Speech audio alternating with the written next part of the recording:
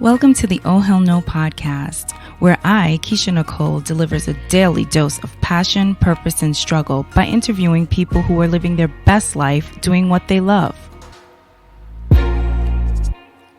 Here on this podcast, every Oh Hell No moment serves a purpose. Now let's get started with the show. Okay, welcome to another episode of the Oh Hell No podcast. Today we have Keisha Blair. She has written a book, Holistic Wealth, 32 life lessons to help you find purpose, prosperity, and happiness. Welcome to the show, Keisha. Thank you for being here. Thanks for having me, Nicole. It's great to be here. Yeah, so I introduced you as an author, but there are a lot of things that you do besides that, and we're going to get into all of that tonight. First of all, I just like to say that we have the same name because my first name is Keisha as well. Yes, okay, I'm a Keisha Nicole. Right. So, yeah. So I just thought that was interesting. And I find that all of the Keishas that I meet, I have something like in common with them. So going through your book, I just kind of connected with a lot of different areas of your book. Oh, yeah? Yes. That's great. Mm-hmm.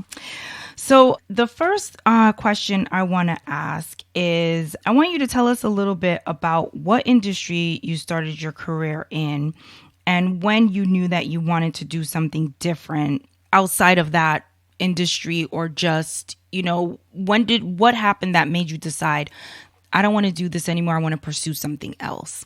So I started my career more formally in the government of Canada. But before that, I did projects with the World Bank and the International Development Bank on a few areas.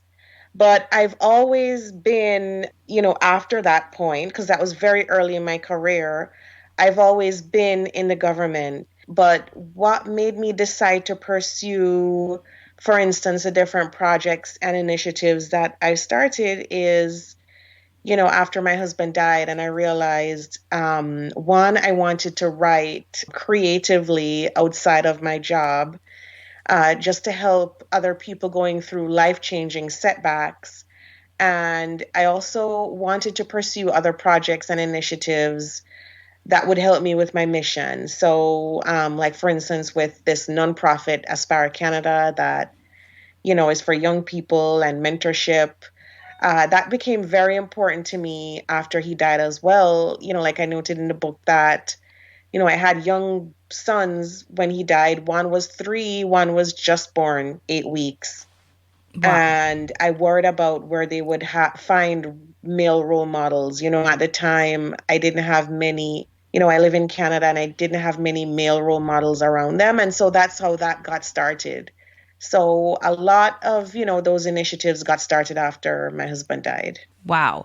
So yes, not the main point of this book, but in this book, Keisha talks about a life-changing event where she lost her husband and she had 2 small children at the time, and she was only in her early 30s when this happened to her. So I want to know, after this happened, how long after it did you decide to write a book about your life and about how to help other people in different areas of their life? Right. So it wasn't that much long after. So I went on the sabbatical, as I mentioned in the book. And wait a minute. And about that, the sabbatical that she went to Jamaica. So I thought that was interesting too. And then I hear like an accent. So is your family from Jamaica? Yeah. Okay. Yes. Mine is too, girl. Big up the Jamaicans in the place. Yeah, it was a natural place for me to go because all the support was there. Okay.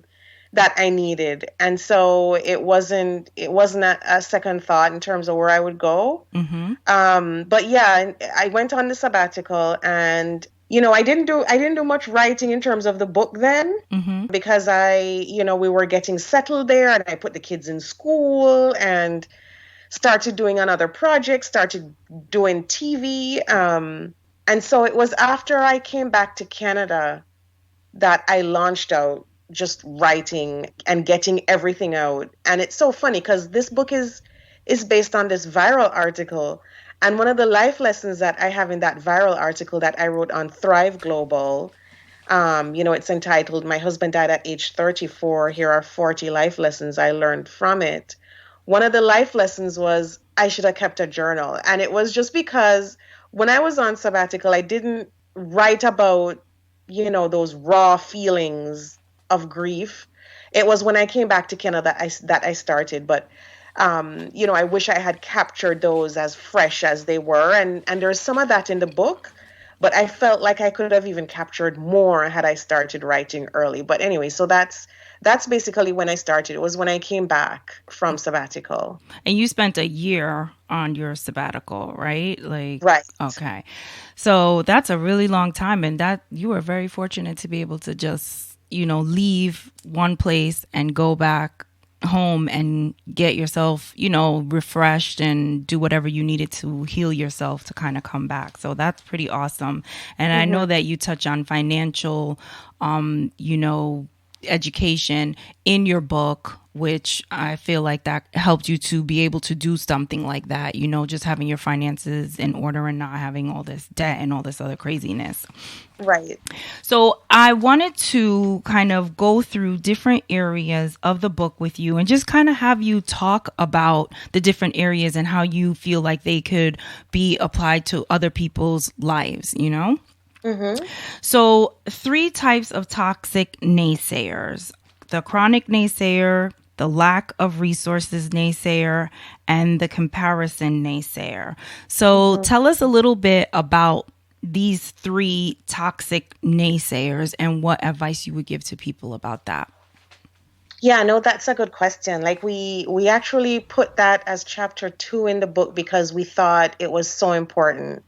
And it was so important to get that out of the way because I feel like for a lot of us, we get these toxic messages from these different types of naysayers all throughout life, and it has a way of holding us back. If we listen or if we make it get to us or if we think there might be any element of truth. So after my husband died, I went through a stage where I heard so many different comments. I'm sure, people say things that, they don't mean or they mean well, but it comes out wrong.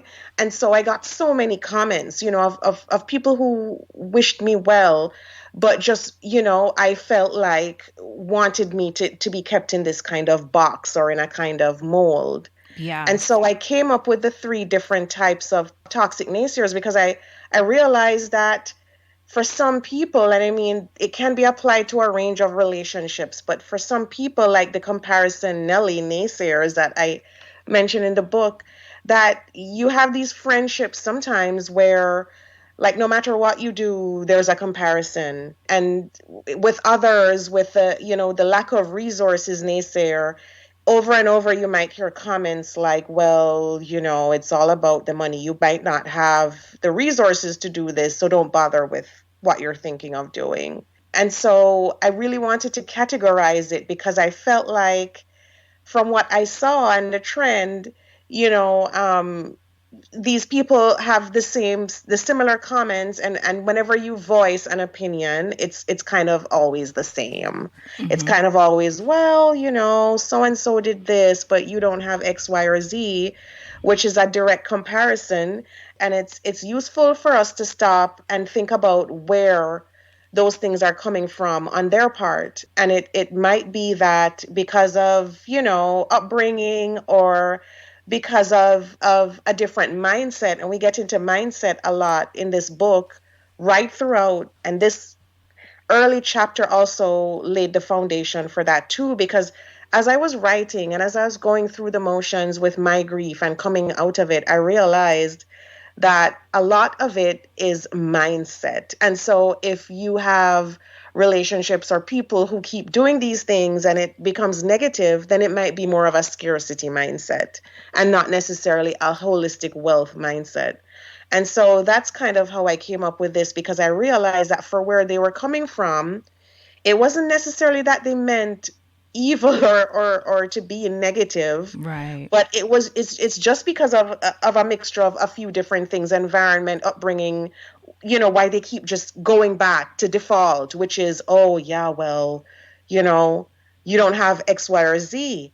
And so I wanted to really expand on that in the chapter, because I feel it's important for people to realize that if you're getting these messages, then we have to really put them into context and know how to move forward, and to realize that this does not define you. And no matter what anybody else says, if you want to pursue a goal, go ahead and do it. Like it's not, the opinion of somebody else that will determine your life and outcomes, but it's as a result of your own mindset. Absolutely.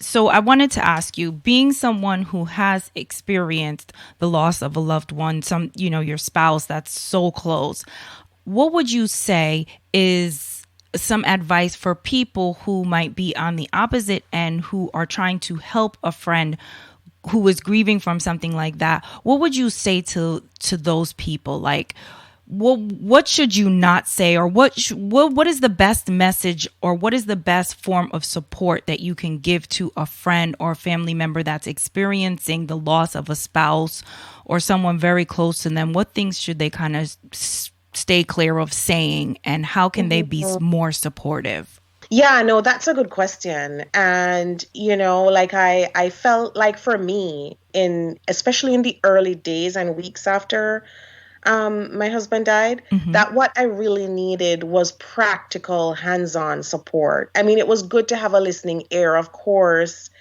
but at that point, opinions and, very opinionated statements weren't helpful at that point. And I get the feeling that a lot of us think that we have to come out with these groundbreaking statements to say to someone who's grieving, but we really don't have to. Like, we're not responsible for that, and we can't heal it. We can't take it away. The pain is there.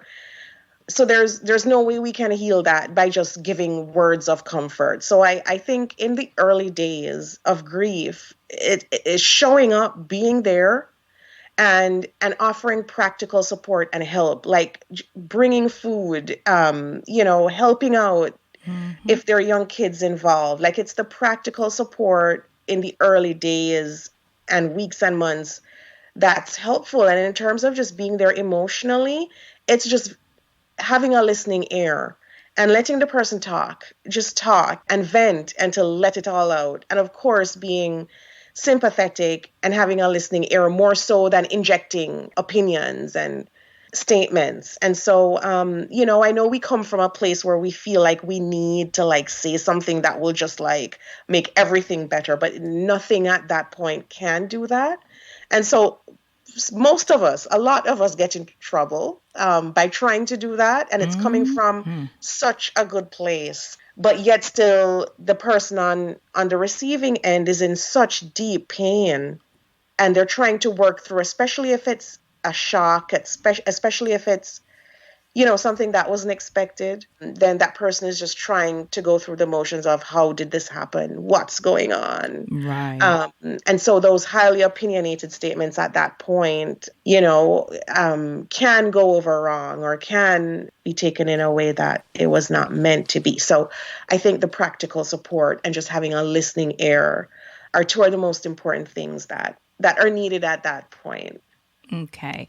So I just want to say I am guilty of giving unsolicited advice all the time, right? But I'm not a naysayer. So my advice is usually on the side of, you can make this happen, but these are the pitfalls, or these are the things we may have to look out for, or this is, but I wanted to ask, what is the difference between being a naysayer or someone who's just showing concern for a decision that a friend is making, that you might see some pitfall areas where maybe that person doesn't see it? Because sometimes we get so excited about our ideas, and we get so I don't know, laser beam focused, that we don't look at all the areas. And sometimes when you share it with other people who might have a broader perspective because they're not in it, they might see things that you're not even thinking about. So how can you be a supportive and, I don't know, like maybe a soundboard type of person without coming off like a naysayer or a hater or somebody that's, like not just always coming up with all of the things that could go wrong? Yeah, no, for sure. That's a good question. So when I was coming up with these, different categories and thinking about the naysayers, and in my experience, I'm thinking about, people who are on like the extreme end where practically everything is negative, and it's almost like the term one-upping. And so if, for instance, like you've taken a new job or you're started, they'll be like, oh, like I would never work there. I just hate that place. Okay, it's on a very basic, simple level of just like, not even allowing you to live. Yes. It's just like, yeah, I would never live where you live. I would never work where you work. I would never do what you do. That's the naysayer, which is completely different from, basically brainstorming around, say, a business idea with somebody and saying, well, that's a great idea, but here are some pitfalls with, establishing that type of business. You may want to look out for this. You may not, you may want to look out for that. But I think, in all, we can, you can do this, but you just need to do X, Y, and Z. And so I found that even in my early days, in my grief, and some of the examples that I give there in the book of the naysayers, it's really, really to a critical level where I remember one example I give where I might have said not maybe in the very early days, but like maybe a year or so afterwards, oh, maybe hopefully one day I'll remarry. Let's take that example that I mentioned in the book. And the typical naysayer would be like, well, yeah, nobody's going to want you now with 2 kids. I mean, it's really coming from a very critical place. Yeah, that was terrible. Yeah. I was like, oh no. I was like, oh hell no. That's right, exactly. Oh hell no, you didn't. Right, so, yeah, exactly. So and then even to think that somebody would go there. So I really see these naysayers as on like on an extreme spectrum. Like I really on a basic level, I remember even one. And when I think of the comparisonelli naysayers, like I'm thinking of people that I know in my experience, and they don't let up. There's no breathing room, and there's no chance for them to say anything positive. It's like, oh, I bought this car. Oh, I would never buy that car. Right. I carry my kids to this school. I would never, my kids would never go there. So it's completely on a very extreme level. And so, yeah. That's now I get it. Like, yeah, that's so different. That's not me, honey. Yeah, no. Yeah, that's crazy. All right. So, mission statements. You say in your book that we all need a mission statement. And this was like a light bulb went off for me when I read this part. And I just kind of want you to share with everyone why we need a mission statement and what is the importance of it.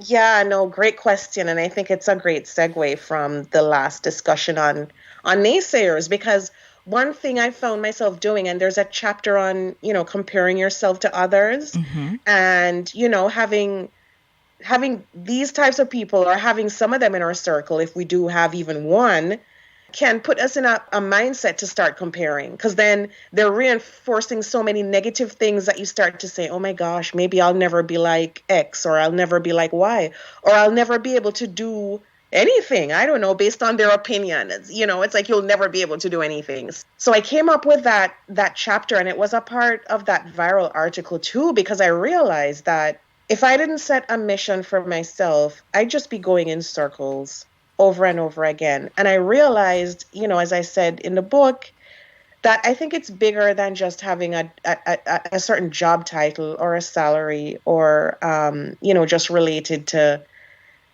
your career. I think it has to be a bigger thing than that, because when there's a loss of a job, loss of a career, then it puts your identity in jeopardy, and you don't want that. And, even if, like the type of setback I had where you lose a spouse, let's say it's divorce or death, you want your mission to transcend all of that. Because when you go through those types of losses, you struggle with your identity. It's like, oh, I was Mrs. So-and-so, so who am I now? But you want your mission statement to transcend all of that. And it's so important because it grounds you and it kind of puts your purpose right in front and center. And you don't even have to worry anymore about comparing or thinking about what John Doe's doing or, like that other person over there or even the naysayers, because it makes you confident and it gives you a certain level of happiness to know, this is my mission in life. And I know it's grounded in making humanity a better place because this is how I can contribute. And this is how I do it uniquely based on the story of me. And in the book, I talk about the story of self and grounding your mission statement in that, because after my husband died, I realized too that my mission, there's a quote in the book from Viktor Frankl that says you detect your mission in life. Mm-hmm. And I think that's so powerful because I detected mine after that. And I realized that everything that I was supposed to do now was grounded in the story of who I am. And that story is multifaceted. It's based on my different experiences. So it's unique to me. And each of us has that unique story that becomes our mission. And because we're so unique and our experiences are unique to us, then our mission statement and our mission is unique. And because it's unique, we can't be really compared to anybody else, because I know that my mission is unique from yours, Nicole, and from somebody else. And so we can build each other up, and it's not a competition and it's not a game of comparison. It's a game of, well, how can I build you up to achieve your mission? Because it's so rooted in who you are. And how can you build me up to build my mission? Because it's grounded in my experience. And we might come from, the same place and we have completely different missions because of our experiences and what we're bringing to the table. But each of us here, I feel very strongly, are here for a purpose and a reason. And that's part of helping ourselves on our way to finding it, detecting it, and actually carrying it out. So that chapter is also very important in terms of, living that holistically wealthy lifestyle where we're walking in a purpose, we're walking in a mission. We don't need to compare ourselves to anyone, and we don't need to get bogged down into all of this, stuff that we get bogged down in, like who's buying that house or who's buying that car or who just got that promotion, because it's way bigger than that. Yeah, I love that. And then you also say that part of your purpose in life was to be your husband's wife, which I thought was so profound. I was like, oh my God, that's so crazy. But, it's like we all serve a purpose in different areas of life. And you say that you and, the kids brought him so much joy and he really, loved his family and stuff. So, I mean, that, I don't know, that just made me so, it made me sad, but it also made me feel like, oh my God, wow, So don't compare your journey to anyone else's. I love that. So make goals enjoyable. This was a good one. I like this because I feel like this is so true. We set ourselves up for failure when we say we're going to do things that we hate doing, that we know we don't have any interest in doing. And I started to not do stuff like that. I don't do the New Year's resolution foolishness. No, I'm not doing that. One of my friends, she asked me something and she went to this Oprah talk or whatever, and she asked me if I wanted a journal, and I said, send me some pictures of the pages. Let me see. Right. I don't want to waste your money, so let me see. And after I saw it, I knew that I wouldn't write in that book every day because I've been doing work on myself for a long time. So a lot of that stuff, I'm past it. I know where I am in respect to that stuff. I'm still doing work because it's a daily thing. But I know that for that reason, it would be a waste for me. So for me to take that book is just wasting her money, and it's just putting something that's going to sit in my house and just collect dust. So I feel like this was a really great chapter talking about making goals that are enjoyable. So tell us a little bit about your perspective on that. I thought that was so important too in that chapter, because there's so many things in there, and there's so many aspects of goal setting there that we could talk about. But in terms of making them more enjoyable, like you said, like I would always set goals too that I knew, but because society says, for instance, go to the gym. Every year you take out the gym membership and it doesn't get used. And, I give the example in the book of just driving past and just holding your head straight and pretending like you don't have that gym membership. And that's what I would do. And I would waste money doing it. It's funny, that sabbatical opened up so many different truths to me. Because I realized that everything is like from a systems perspective, when I give the example of, I ate so many tropical fruits when I was there and just ate in a way that was enjoyable. And I realized that it has to be the same thing with our goals. And I give the example of that grilled pineapple recipe with rum. And, a lot of folks don't think about pineapple in that way in terms of like with rum and cinnamon and it's grilled and it's all jazzed up. But, like I think about my goals and I'm like, well, if they don't whet my appetite, if I'm not excited, I'm probably not going to achieve that goal. If it makes me bored or I feel like falling asleep, it's probably not good. And we make goals all the time that make us fall asleep because we feel like, yeah, this is probably what I should be doing because society says I should.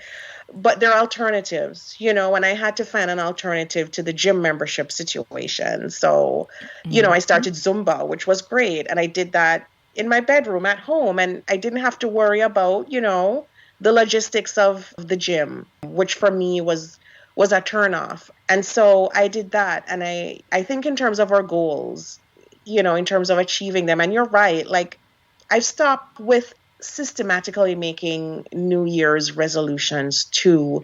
I think everything is rooted in my mission and everything that I do for the new year is rooted in that mission. So I start from my mission statement and I start from my mission again. And actually there's a workbook coming out for the book next month that will help, people in getting to that mission statement and really, building it from scratch.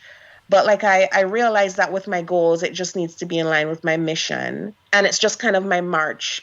And every year, instead of making like brand new resolutions, like it's just how do I get further and further with my mission and aligning my goals there. So in terms of enjoyable goals, that's what I would say. And that's how I went about it. And as I said, like that sabbatical kind of opened my eyes to so many things just in terms of, planning your life with knowing who you really are and knowing what you really like and what you're likely to do versus not do. And I think that's the key is self-awareness. And I talk about this a lot on a lot of different episodes. Self-awareness is so important. You have to get to know yourself because until you really know who you are at your core, you're not going to make the decisions that are right for your life. So, that it's imperative. Yeah, for sure. It's very important. So defining success on your terms. What would you say is for you? Actually, tell me, what does success mean to you? I think success to me right now means, achieving my mission, walking in my purpose and living a holistically wealthy lifestyle. It's funny, when I wrote this book, I didn't realize it would minister to me in so many ways. And now my husband and I, when we talk and when we slip up, we're like, yeah, that's not holistic wealth. No, and it's become a part of our vocabulary in our household. Because like sometimes even I have a brand new book out and there's a lot that goes there in terms of promoting it. And sometimes I have to take a step back, when I get exhausted. or Yeah. when I feel like there's stress or anxiety or frustration setting in. Mm-hmm. And I think to myself, no, that's not holistic wealth. I need to rewind and find that balance again. And so this book ministers to me in so many ways on a daily basis, and it's something I walk in. And so I feel like once you set that mission in motion and you're committed to it, then, that's how you're living the life you're intended to live. So, and that's very important. That should be your marker for success. And it's not based on anybody else or any other job title or somebody getting promoted here or there. And we can all be happy for each other. Mm-hmm. Because as long as we're walking in our purpose and it's aligned with our mission, then it's fine. And I don't have to be climbing necessarily the corporate ladder if I don't want to be. But if you want to, and that's aligned with what you want in your mission, then great. But I feel like that success, that we need to define that. And it has to be, how you talk about self-awareness. Mm-hmm. It has to be wrapped up in that, because we grow up with this notion that if you're not climbing that ladder or you're not doing a certain thing, then that's success. And if you're doing something else, it's probably not success. But that's not the case, because self-awareness says that not all of us are built for that. And so if you're not built for that, but you're doing it, it's going to bring in a level of burnout. And in that goal chapter too, I talk about aligning your values with your goals. Because if that's not my value system, and if it's not something that I want right now at this stage in my life, then it's going to burn me out. And it's not going to feel like success to me, even if it looks like success outwardly to somebody else. It's going to feel like burnout and stress, and it's going to feel like I'm doing it to live up to someone else's ideal. And we never want that, and so in terms of success, that's basically how I would look at it. Yeah, I like that. Because success is not all about money and materialistic things, Right. It should be about more, Right. So this is my favorite. I know I keep saying that, but there was a lot of stuff that really resonated with me. But let go of mom guilt. I did a show a couple of episodes ago, and I spoke to a mom who had like 2 sets of twins and then a single child. I was like, whoa. Wow. Yeah. And we were just talking about balancing, life as a mom and a working mom and, doing you and taking care of these kids and stuff. And I said on that episode, and I'll say it again, one thing that I really don't like is when moms feel like they can't say, you know what, I'm so overwhelmed. These kids are getting on my nerves. I need to go out and, have some adult time or whatever it is. It's like anytime that I'm talking to a mom and she says, she's feeling overwhelmed or she's feeling something, she always follows it up with, but I love being a mom. I love my kids. And I'm like, girl, I know you love your kids, but they get on our nerves. Like, it's real, and yes, sometimes I want to go out with my friends and not think about my kids. And I want to have adult talk and I want to have adult time. And it's okay to feel that. It doesn't mean you're a bad mom or you're doing anything wrong. So I love that you put that in the book, Let Go of Mom Guilt. So tell me and tell us what that chapter means for you.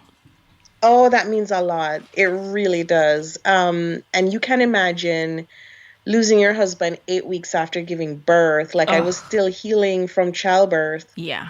And I had a 3-year-old on top of that, starting kindergarten this September. He died in the April. Matthew would be starting this September. And, the mom guilt set in really soon, because I realized now for one, I was a single mom. I was a single mom who was grieving, and a single mom who felt, out of balance in a severe way. And so the guilt was overwhelming, because, you see all these other moms, and The kids are in 1 million activities. They're doing dancing, drama, gymnastics, swimming, everything. Mm-hmm. And I was planning a funeral. And on top of that, had to be thinking about things like estate, whether a will was made, things like that. And so it set in pretty early. And I had to include that because it's something that I wrestled with, and even on a day-to-day basis now, I'm remarried. As a mother, it continues in other ways. And so it was worse than, obviously, like much worse, Mm-hmm. because I was so physically overwhelmed by grief. There were so many things I couldn't do. I mean, the kids were young anyway. I mean, they wouldn't have been, one was 8 weeks, one was 3. They wouldn't have been at the stage yet where, they would have been in a lot of different activities. But Matthew was just starting kindergarten, and he had trouble adjusting because of the loss in his life. Mm-hmm. And so I grieved for him with the loss of his father and what he was losing. And as a parent, feeling like I had to step in as mom and dad at the time Mm-hmm. just made it feel even more overwhelming. And Right. so I put that in there to remind moms that, it's not good to compare. And, each of us will go through some sort of setback at some point. I think we're all here to really uplift each other and to do the best we can. And you're right. We don't have to end each statement with, but I love my kids, because everybody, that's a given. Right. But as mothers, we feel like we should not even mention anything remotely near negative. And Mm-hmm. so it's just like, oh yeah, but but I really enjoy being a mom. And Right. so,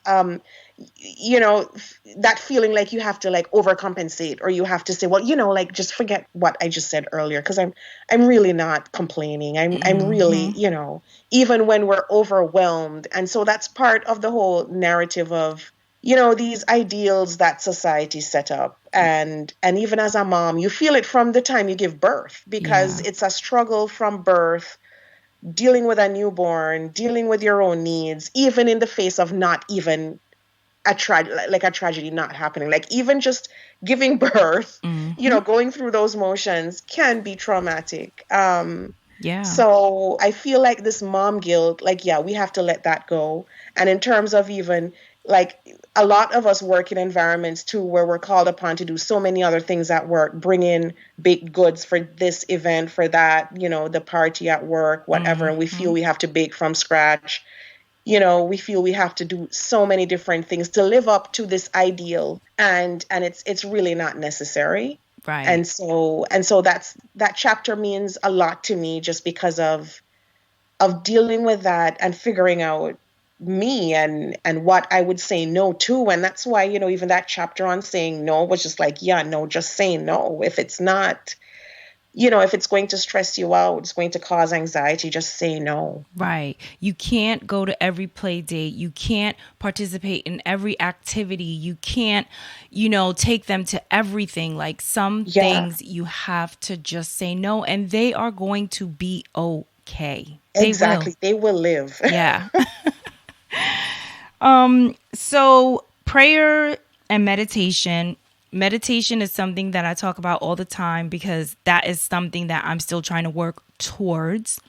I loved how you talked about being busy. Like sometimes I guess it's like doing a disservice to yourself when you're just, oh, you're too busy for this, you're too busy for that. It's like you lose, you're not centered when you know what I mean? So I just want you to tell us, how did you learn to meditate and what form of meditation do you do? Yeah, so this all started on sabbatical, to be honest, Mm-hmm. because I was not working. I had the kids. I was involved in terms of like dropping them to school and doing other activities, but I really had the time to pray and to meditate. And so, the chapter goes hand in hand with like the intuition chapter, because I feel like when I went on sabbatical, I really had the time to think, to meditate. I would get up early in the morning and just make myself present. And I mean, like at 3 a.m. Like it was amazing how I did this at 3 a.m., like clockwork every morning. and I would lie down. I would center myself. I would meditate, and I would wait to hear, and I would wait for that little voice to say, well, these are some of the big decisions. Here's what you should do. And it's crazy. Like, I did not, when I went on sabbatical, set out for this to happen. At first, I thought, wow, like, what's going on? But I feel like, and I say this in the book, like I consulted this expert on intuition too, and that's what she said. She said, in a state of busyness, we can't hear our inner voice. And for those of us who are spiritual, like, you can't hear the voice of God either if you're too busy. Mm-hmm. And so I just thought, wow, on sabbatical, like, even though I was not working, we think when we're busy, it's better. We're up and about, we're doing things, and like, we're on a schedule. But I found that being free and not being busy was probably my most productive time in life. And I know it sounds contradictory, but this book came out of that period. I didn't write it then, but all of these lessons came to me out of that period. And if I never had that, I wouldn't have written this book, and I wouldn't have come up with these insights. And I kid you not, like, I really feel like this was kind of inspired by something within me, because half of these things I never even thought of before I went on sabbatical and before my husband died.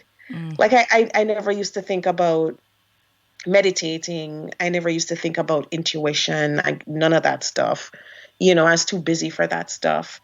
And it was after that I realized how meditation, prayer, and just finding that natural harmony and balance was so important. And that's when we actually are most present, and that's when we can really detect what we're supposed to be doing, rather than in periods when we're more busy. And so it's a huge, when we think about life, we're not thinking, maybe I should just take some time and just be zen and be calm. But sometimes that's exactly what we need to do, to think and to let those moments of inspiration come forth and to bring forth what we need to be doing. And that's what happened to me. And even the meditating, like, I didn't use an app. I didn't even know what I was doing. I was just there lying at 3 a.m. and I did it like clockwork, because it meant so much to me, because of the insights that I got while meditating, that it was unbelievable. That's amazing. That's where I'm trying to get to. Yeah, no, that's good. Yeah. Keep doing it. I'm going to keep trying. I have to silence my mind. My mind is very busy. And that's exactly what you're saying is, yes, exactly. So it's silencing the busyness. Exactly. It's getting rid of that. Yep. Yeah. So dignity, I want to end on dignity. There are so many like gems in this book and so many chapters. Like, I couldn't touch on every single thing, guys. So I just picked out some of the things that really resonated with me, but there are still a lot more topics in this book that I think that you guys will really love. But we're going to end on dignity. So it was interesting in this, you talked about going back to work. And from what I get from it is kind of from the chapter, what my interpretation is kind of just knowing what to share and what not to share. I mean, tell us what that chapter meant for you. Yeah, no, that's exactly what it meant for me. Okay. Because when I went back to work, and remember that I had not seen my colleagues in person at that point when I went back to work, in terms of, the time my husband died. Because, when he died, it was 8 weeks after I gave birth. So I wasn't exactly in the workplace at that point. So when I went back, my coworkers were just seeing me for the first time, and I was seeing them for the first time. And so it was interesting to see the range of perspectives and, body language and the different ways that people express their sorrow at what had happened and the information that they expected to hear. So you're right. And so it was, in terms of this book and self-help, like, I thought it was important to put that chapter in there for people who are returning to work, whether it's from a divorce, separation, whatever it is that you think that people might want to hear about or might react differently to, or you're caught in a situation where you're at work and and you don't know what to say, or you want to know how to handle it. And so that's how the dignity comes forth. And I worked on a case study with the Harvard Business Review on this. It was for an article.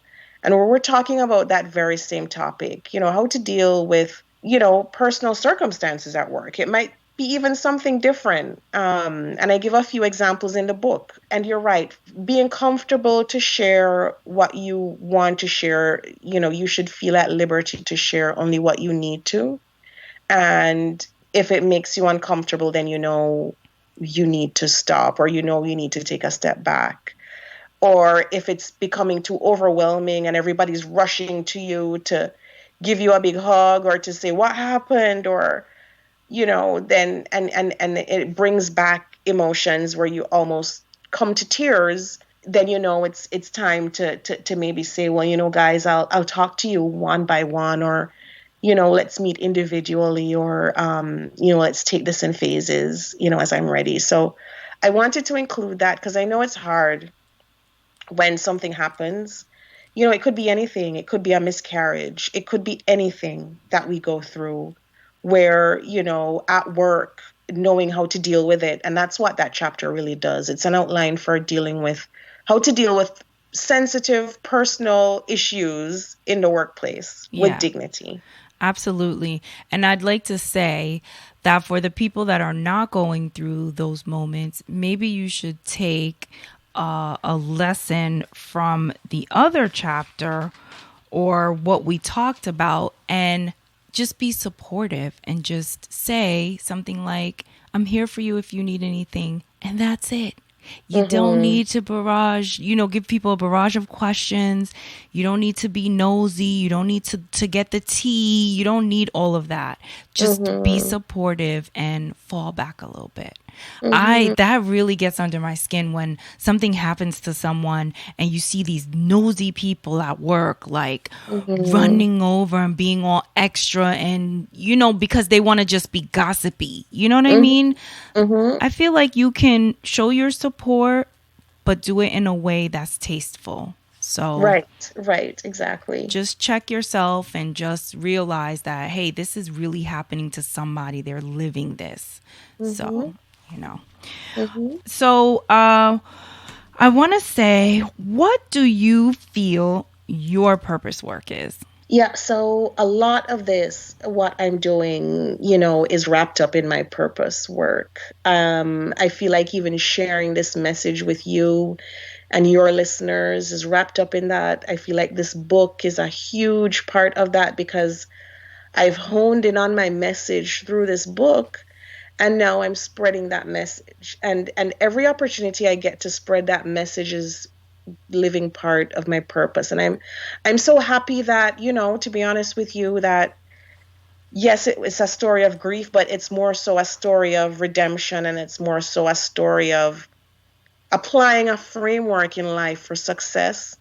And I'm so glad that that is my message, rather than just I went through this terrible grief. And I just did not want that. Like, I'll be honest with you, I had to share that because I did not want that wrapped up in just my story. Like, I of course that's a part of it, but I think the story is, you can overcome these things, and here is a framework to help you. And even if it's not a life-altering setback, here's a framework to increase your resilience and your grit.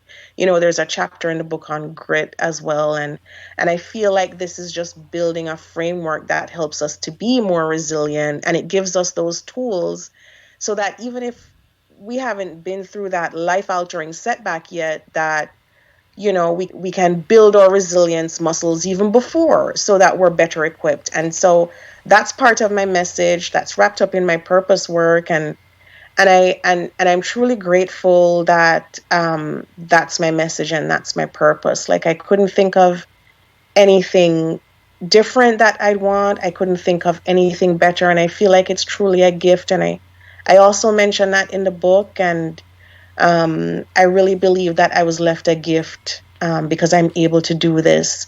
So I feel like that's my purpose. And as I said, like if, we continue to build each other up and help each other on our different, life purpose, then I think we're all collectively better for it. And the workbook is coming out too, so that will help as well in terms of, working through those issues. But yeah, that's my purpose, and that's what I'm really, really trying to live through and to walk through. Yeah, I think that workbook will be great because I could definitely use that because I need help writing a statement.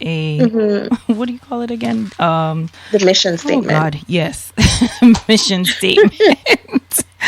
I need help with that, so I'll definitely be on the lookout for that book. So on this podcast, I always ask people to share an oh hell no moment that changed their perspective on something or taught them something that they take with them every day. I feel like oh hell no moments are moments that we have constantly. Like you losing your husband probably was like the biggest oh hell no moment for you because it's just like you can't believe that this is happening, but I feel like these moments kind of propel us into our future and they make us stronger. So is there any other oh hell no moment that you would like to share with us that either taught you something, changed your perspective on something, or kind of pushed you further into your purpose? Yeah, no, for sure. Like as you said, losing my husband was the biggest oh hell no moment. It was a big oh hell no. And it's funny because I wrote that into the book in so many areas, and I'm sure you probably saw it in maybe one or two areas where I said oh hell no. And so it's funny because I think my editor actually took out a few more too, because I found myself saying oh hell no all the time. Yeah. When it comes to the naysayers, I found myself saying oh hell no, you didn't go there. And so I've had so many of those. But I think for me, the death of my husband was a big oh hell no moment, and certainly when I got some of the comments I got, and some of dealing with the naysayers and the toxic relationships. Yeah, I think for me those were some of the biggest ones because they just touched me so deeply in terms of what was said, and I couldn't believe people could say this at such a time, but it happened, and yes, they helped propel me toward my purpose because I realized I couldn't get bogged down in this type of negativity, that I really needed to rise. And this book came out of that, and a lot of other things. So I think it's great to share those moments, and I think it's also great to bring home that like it can actually help in propelling you towards your purpose, for sure. Yeah, absolutely. I have to ask you, are you friends with any of those people still, or did you dump them all? Yeah, so no. As I said in the book, I walked away. I did. I walked away. And, I put in the book, there's a chapter, I think it's at the end of that chapter where I say, don't look back and don't feel guilty. Because I did. I felt guilty all the time. I felt like, I know some of these people from childhood. I felt like I lost my husband and now I was losing friendships. Right. But I'm so much more better for it now because I'm no longer hearing that negativity, and I'm no longer hearing, the statements that are so deeply hurtful. And so I did. There is not one of those friendships or relationships that are around right now, put it that way. I did, and I followed the advice in the book. I followed my own advice, and I've kept it that way too, and there have been opportunities to open up the door. Right. That's why I asked, because there's always sometimes, you second guess yourself. You feel like, oh, well, maybe let me give them another chance. Like you said, you feel guilty, and then you find yourself in the same situation, when you go back and you let them back in.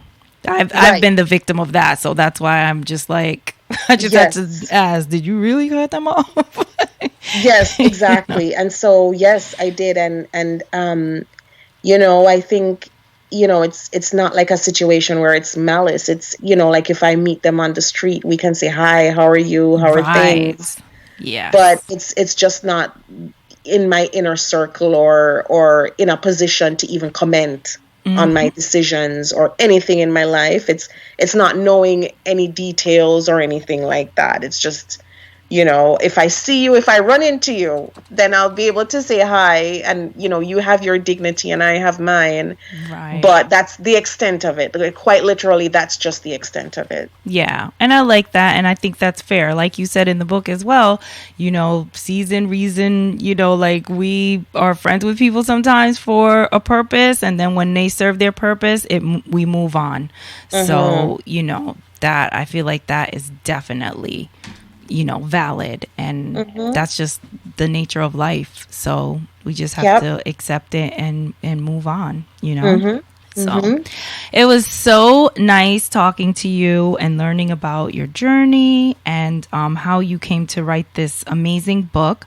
I received it a while ago. So is it actually out for sale yet? It is out for sale, yes. And I know, you got like an advance copy. So there have been some minor changes to that. But yes, it's out now. It's on Amazon online. It's on Indigo for those listeners in Canada. It's in the UK online. It's everywhere. It's available. It's widely available. And so, listeners can access the book online if they want to purchase. And the workbook is coming out next month too, and that will be widely available. Awesome. Do you have a name for the workbook yet? Yeah, so it's the same title. It's Holistic Wealth, but it's the personal workbook. So that's the title. Yes, I will definitely be getting myself a workbook. Yeah. Guys, I'll put the book details in the show notes. And are you on any social media? Can people follow you anywhere? Yeah, I'm on Twitter and Instagram, and my handle is at Keisha O. Blair. And for Facebook, it's Keisha Blair Author, and that's my author page. And my website is keishablair.com. Listeners can reach out to me there as well and get in touch with me. And like, I love hearing stories of how readers and listeners are following along and implementing these things in their lives. So feel free to reach out to me. I'd be happy. Yes, this is amazing. You're doing amazing work. And thank you so much for coming on the podcast. Thank you so much for having me. I really enjoyed it.